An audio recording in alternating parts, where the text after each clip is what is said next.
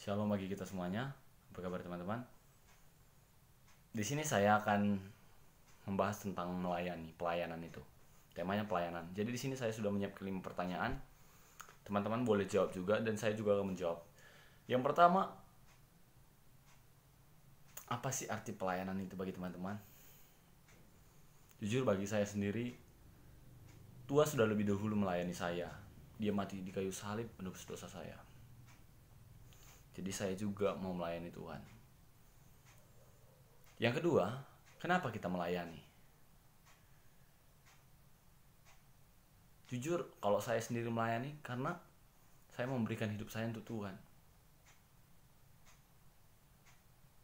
Jadi, kalau Tuhan udah lebih dahulu memberikan hidupnya untuk saya, kenapa saya nggak mau memberi hidup saya untuk Tuhan? Pelayanan itu. Dan yang ketiga, untuk apa kita melayani? Jujur, kalau saya melayani itu Tuhan. Makanya kalau seringkali saya di gereja mungkin ada hal-hal yang mungkin menyakiti hati saya gitu. Mungkin ada jemaat yang ngomong gini, itu saya nggak pikirin gitu. Memang saya ambil sisi positifnya, tapi yang menjatuhkan itu saya nggak pernah pikirin. Saya hanya berdoa karena saya tahu saya melayani bukan untuk manusia, saya melayani untuk Tuhan. Dan upahnya bukan manusia, upah kita dari Tuhan kalau kita melayani.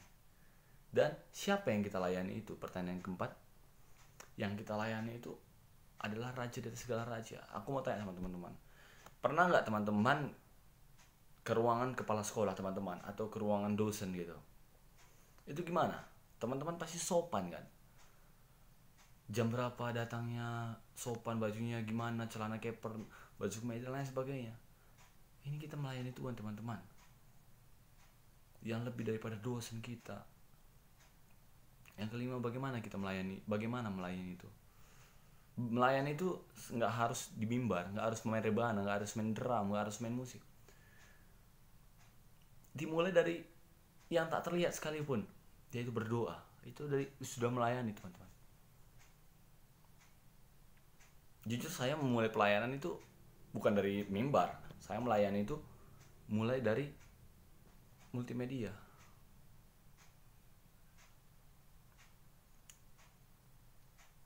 Dan dari situlah Tuhan mulai memakai saya. Saya sempat latihan musik piano, saya nggak berhasil, nggak ngerti. Akhirnya saya lari ke multimedia gitu. Tapi disitulah Tuhan memakai saya teman-teman. Mari kita sama-sama selidiki.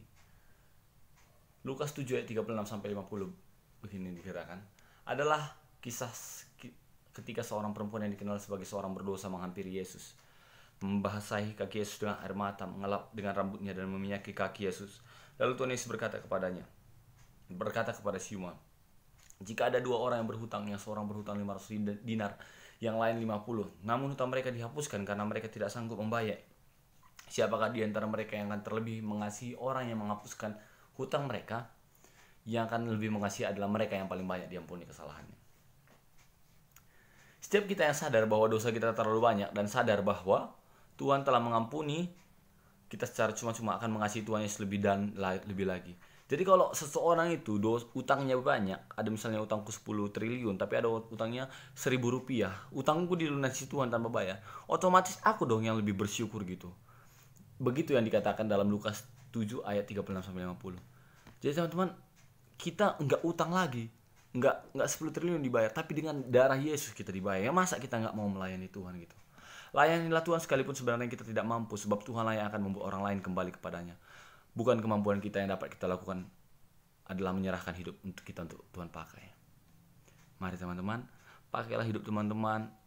Apapun yang teman bisa lakukan, mungkin teman-teman bisa berdoa, sekalipun di masa pandemi ini kan mungkin belum bisa beribadah, berdoa, atau seperti yang saya lakukan, menyaringkan, membagikan renungan setiap pagi, itu salah satu bentuk pelayanan teman-teman. Dan membuat video seperti ini, itu salah satu bentuk pelayanan.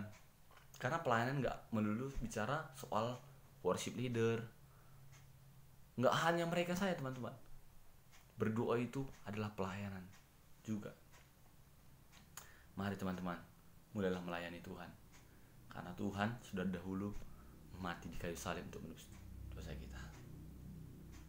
Kiranya video ini bisa membuka wawasan teman-teman tentang pelayanan itu, Yang selama ini mungkin teman-teman melayani seringkali melihat sifat orang, ih dia gini melayani, nggak mau melayani lagi.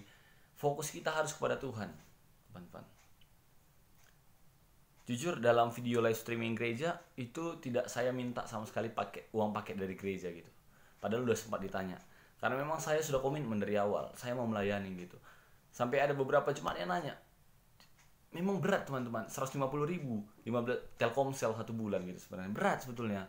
Cuma saya mau melayani Tuhan gitu.